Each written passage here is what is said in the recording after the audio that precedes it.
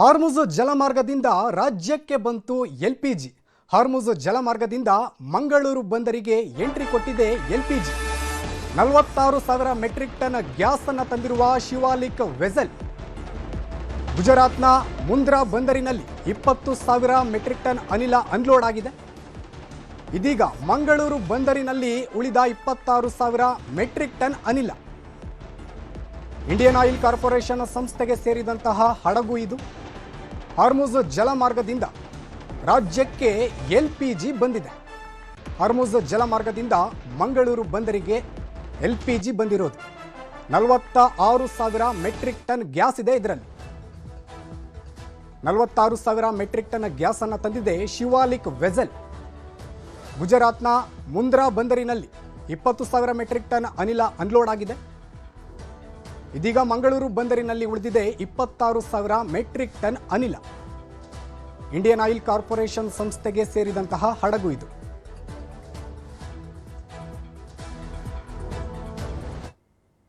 America, Israel ಹಾಗೂ Iran ನಡುವಿನ ಸಂಘರ್ಷದಿಂದ ಭಾರತದಲ್ಲಿ ವಾಣಿಜ್ಯ ಬಳಕೆಯ ಎಲ್ಪಿಜಿ ಸಿಲಿಂಡರ್ಗಳು ಸಿಗ್ತಾ ಇಲ್ಲ.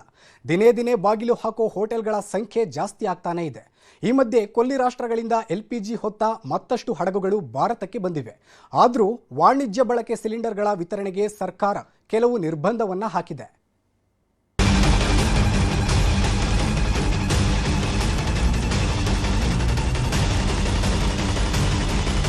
ಗ್ಯಾಸ್ ಪ್ರಾಬ್ಲಮ್ ಇಂದ ಎಲ್ಲ ಕಡೆ ಹೋಟ್ಲುಗಳು ರಜೆ ಇದೆ. ಚಿಕ್ಕವರೇ ಪಾಪ ವ್ಯಾಪಾರಿ ಬೀದಿ ವ್ಯಾಪಾರಿಗಳೆಲ್ಲ ಲಾಸ್ ಆಗ್ಬಿಡಿ ಎಲ್ಲ ಮುಚ್ಕೊಂಡು ಹೋಗ್ಬಿಟ್ಟಿದ್ದಾರೆ. ಹುಡುಗರಿಗೆ ಸಂಬಳ ಕೊಡೋಕ್ಕಾಗದೆ ತುಂಬ ಊರುಗಳು ಕಳಿಸ್ಬೇಕಾಗ್ತದೆ ಊರಿಗೆ. ಬೆಂಗಳೂರಿನಲ್ಲಿ ಕಮರ್ಷಿಯಲ್ ಗ್ಯಾಸ್ ಪೂರೈಕೆ ಆಗದ ಕಾರಣಕ್ಕೆ ಬೀದಿ ಬದಿ ವ್ಯಾಪಾರಿಗಳ ಬದುಕು ಅಕ್ಷರಶಃ ಬೀದಿಗೆ ಬಿದ್ದಿದೆ.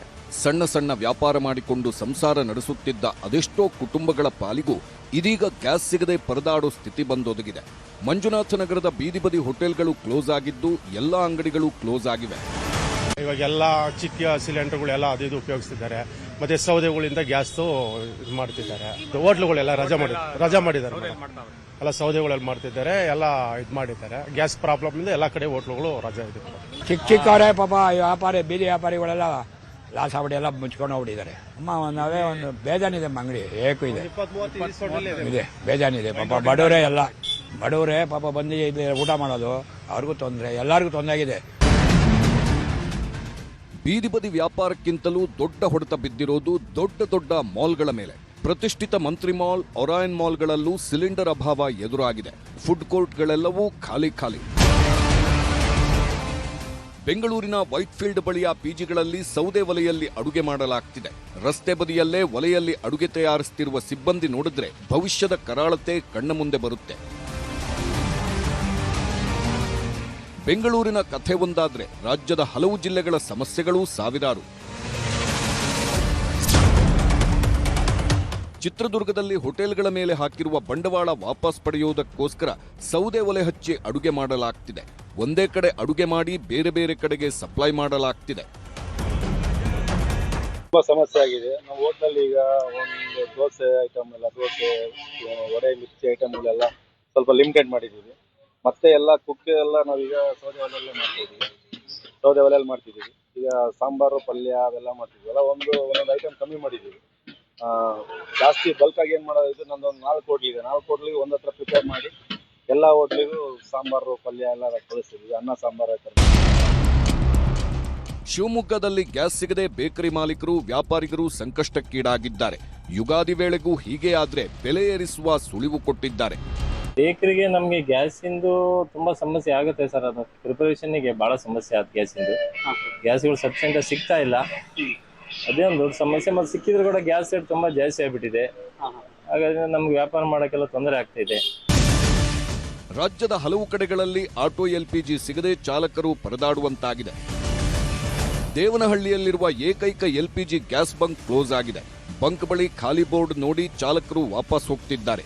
ಬಂಗಾರಪೇಟೆಯಲ್ಲಿ ನಿಗದಿತ ದರಕ್ಕಿಂತ ಹೆಚ್ಚಿನ ಬೆಲೆಗೆ ಆಟೋ ಗ್ಯಾಸ್ ಮಾರಾಟ ಮಾಡಿದ ಕಾರಣಕ್ಕೆ ಬಂಕ್ ಎದುರು ಆಟೋ ಚಾಲಕರು ಪ್ರತಿಭಟನೆ ಮಾಡಿದ್ರು. ರಾಣೆಬೆನ್ನೂರಿನಲ್ಲಿ ಒಂದೊಂದು ಬಂಕ್ನಲ್ಲಿ ಒಂದೊಂದು ರೇಟ್ ಪಡೆಯುತ್ತಾರೆ ಎಂದು ಪ್ರತಿಭಟಿಸಲಾಯಿತು.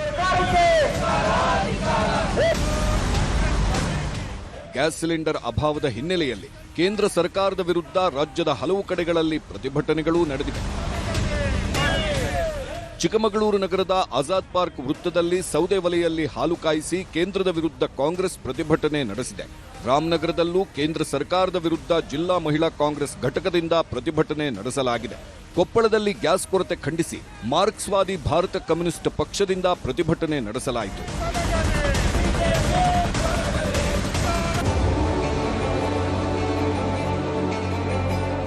ರಾಜ್ಯದಲ್ಲಿ ಗ್ಯಾಸ್ ಕೊರತೆ ಉಂಟಾಗಿರುವ ಹಿನ್ನೆಲೆಯಲ್ಲಿ ರಾಜ್ಯ ಸರ್ಕಾರದ ಆಹಾರ ಇಲಾಖೆ ಅಧಿಕಾರಿಗಳು ಸಚಿವರ ಸಭೆ ನಡೆಯಿತು.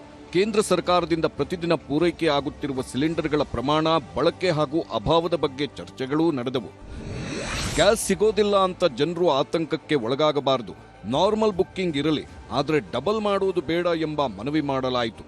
ಇರೋ ಗ್ಯಾಸನ್ನೇ ಇತಿಮಿತಿಯಾಗಿ ಬಳಸಿ, ಅನಾವಶ್ಯಕ ಬಳಕೆಗೆ ಕಡಿವಾಣ ಹಾಕಿ ಎಂಬ ಸಲಹೆಯನ್ನೂ ನೀಡಲಾಯಿತು. ಹಾಗೆ ಕೇಂದ್ರದಿಂದ ಬರುವ ಸಿಲಿಂಡರ್ಗಳ ಬಳಕೆಗೆ ಮೂಲಸೌಕರ್ಯಗಳಿಗೆ ಮೊದಲ ಆದ್ಯತೆ ನೀಡಲು ನಿರ್ಧರಿಸಲಾಗಿದೆ ಎಂದು ಘೋಷಿಸಲಾಯಿತು. Hospitals, education institutions, pharmaceutical industry, seed processing industry, fisheries industry, airlines, railway canteens, ಇಂಥ ಕ್ಯಾಂಟೀನ್ಸ್ಗೆ ನಾವು 100% ಕೊಡೋದು ಅಂತ ಈ ಸಭೆಯಲ್ಲಿ ತೀರ್ಮಾನ ಆಗಿದೆ. ಸರ್ಕಾರ ಹೋಟೆಲ್ಗಳಿಗೆ ನೀಡುತ್ತಿರುವ 1,000 ಸಿಲಿಂಡರ್ ಯಾವುದಕ್ಕೂ ಸಾಲೋದಿಲ್ಲ. ಹೀಗಾಗಿ ಸಹಜವಾಗೇ ಅಸಮಾಧಾನ ಬೆಂಕಿಯಂತೆಯೇ ಭುಗಿಲೆದ್ದಿದೆ. ಬಹಳಷ್ಟು ಸಲಹೆಯಂತೆ ರಾಜ್ಯ ಸರ್ಕಾರದ ಮುಖ್ಯಮಂತ್ರಿಗಳನ್ನು ಭೇಟಿಯಾಗುವುದು, DCM ಅನ್ನು ಭೇಟಿಯಾಗುವುದು, ಅದು ಪ್ರಕ್ರಿಯೆ ಮಾಡ್ತೇವೆ. ಅದರ ಜೊತೆ ಕೇಂದ್ರ ಸರ್ಕಾರವನ್ನು ಸಂಪರ್ಕಿಸಬೇಕು. ಈಗಾಗಲೇ ಸಂಪರ್ಕಿಸಿದ್ದೇವೆ. ಕೇಂದ್ರ ಪೆಟ್ರೋಲಿಯಂ ಮಿನಿಸ್ಟ್ರನ್ನು ಆದಷ್ಟು ಬೇಗ ಸಾಧ್ಯವಾದರೆ ಮೀಟ್ ಮಾಡ್ತೇವೆ. ನಾಳೆ 4 ದಿನ ಒಳಗಡೆ ನಮಗೆ ಯಾವ ರೀತಿ ಸ್ಪಂದಿಸ್ತಾರೆ ಅನ್ನುವ ವಿಚಾರವಾಗಿ ನಾವು ತೀರ್ಮಾನ ತೆಗೆದುಕೊಳ್ಳಬೇಕಾಗ್ತದೆ. ಈ ಎಲ್ಲದರ ಮಧ್ಯೆಯೇ ಹರ್ಮುಜ್ ಜಲಸಂಧಿ ದಾಟಿ 45,000 ಮೆಟ್ರಿಕ್ ಟನ್ LPG ಹೊತ್ತ ಶಿವಾಲಿಕ್ ಹಡಗು ಭಾರತಕ್ಕೆ ಆಗಮಿಸಿದೆ. ಮುಂಬೈನ ಮುಂದ್ರಾ ಬಂದರಿಗೆ ಶಿವಾಲಿಕ್ ಹಡಗು ಬಂದಿದ್ದು LPG ಪೂರೈಕೆ ಸಾಗಿದೆ. ನಾಳೆ ನಂದಾದೇವಿ ಹಡಗು ಕೂಡ ಭಾರತದ ಬಂದರು ತಲುಪಲಿದ್ದು ಅನಿಲ ಸಮಸ್ಯೆಗೆ ಕೊಂಚ ನಿರಾಳತೆ ಸಿಗಲಿದೆ.